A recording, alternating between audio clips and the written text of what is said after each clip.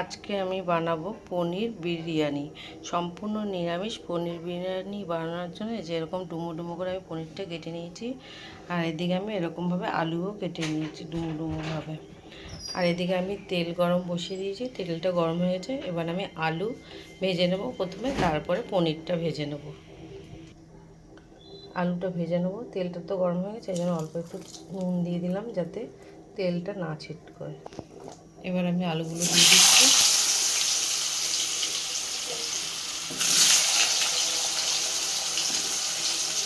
অল্প একটু হলুদ দিয়ে দেবো।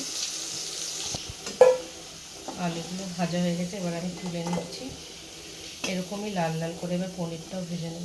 এই যে এরকম ডুমো ডুমো করে পনির কেটে নিয়েছি, এগুলোকে লাল লাল করে ভেজে নেব।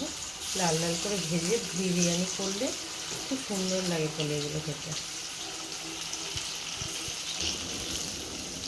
এই পনিরগুলো দেখুন কি সুন্দর উল্টে পাল্টে লাল লাল করে ভেজে নিচ্ছি। হালকা হাতে একটু নেড়ে নিতে হবে। এদিকে আমি জলটা গরম বসিয়ে দিয়েছি, প্রায় গরম হয়ে এসছে। এবারে জলের মধ্যে আমি গোটা গরম মশলা আর একটু নুন আর একটু সাদা তেল দিয়ে দেবো। গোটা গরম মশলা এই যে জলের মধ্যে আমি দিয়ে দিচ্ছি। 1 চামচ লবণ দিয়ে দিলাম আর অল্প একটু সাদা তেল দিয়ে দিলাম। এই যে জলটা ফুটে উঠেছে, এবার আমি চালগুলো দিয়ে দেবো।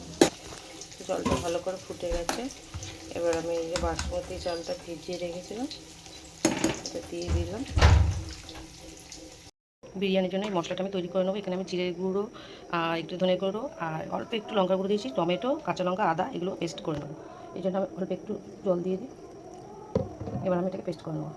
পনিরটা বানানোর জন্য এখানে আমি গোটা তেজপাতা আর গোটা গরম মশলা আর একটু এই সাদা জিরে দিয়ে দিলাম। মশলাটা দিয়ে খুব সুন্দর একটা ভাজা যখন গন্ধ আসবে, তখন আমি মশলা যেটা বেটে রেখেছি সেটা দিয়ে দেবো। এখানে মশলা এই যে বেটে রেডি হয়ে গেছে, এবার আমি তেলে দিয়ে দেবো। মশলাগুলো ভাজা হয়ে গেছে, এবার আমি বাটা মশলাটা দিয়ে দিই। মশলাটা এবার ভালো করে আমি কষিয়ে নেবো। এর মধ্যে অল্প লবণ আর অল্প একটু হলুদও দিয়ে দেবো।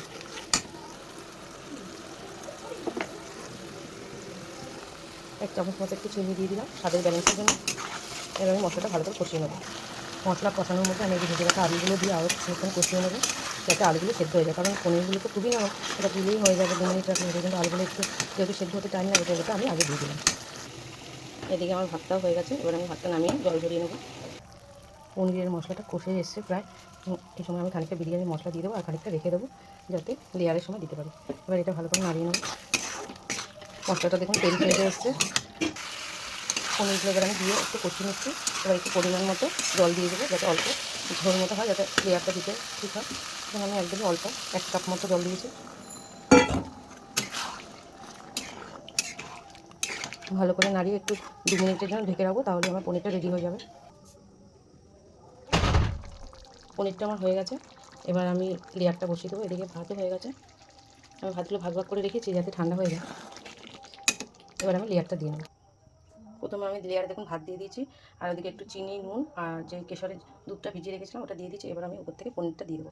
আর এখানে খানিকটা ঘিও দিয়ে দিয়েছিলাম আমি। সেই পনিরটা আমি দিয়ে দিয়েছি। এবার এরপর আবার ভাত দিয়ে নেব। এরকমভাবে আমি লেয়ারগুলো সাজিয়ে নেব। লেয়ারগুলো দেখুন সুন্দর করে আমার সাজানো হয়ে গেছে। এবার আমি ঢেকে 20 থেকে 25 মিনিট একটু লেয়ারে ভাপে বসাবো, তাহলে আমার পনির বিরিয়ানি রেডি হয়ে যাবে। বিরিয়ানিটা আমি এবার এই যে ভাপে বসিয়ে দিয়েছি। প্রথমে অল্প একটু গ্যাসটা বাড়িয়ে রেখেছি, এরপর আমি কমিয়ে 20 মিনিট মতো রেখে দেবো। এখন আমার এই যে বিরিয়ানিটা হয়ে গেছে, এবার আমি ঢাকা চাপা দিয়েছিলাম, ওটা খুলবো। আর দেখুন কতটা সুন্দর হয়েছে দেখতে। আর এর উপর দিয়ে আমি একটু ঘি দিয়ে দেবো, আরও সুন্দর লাগবে।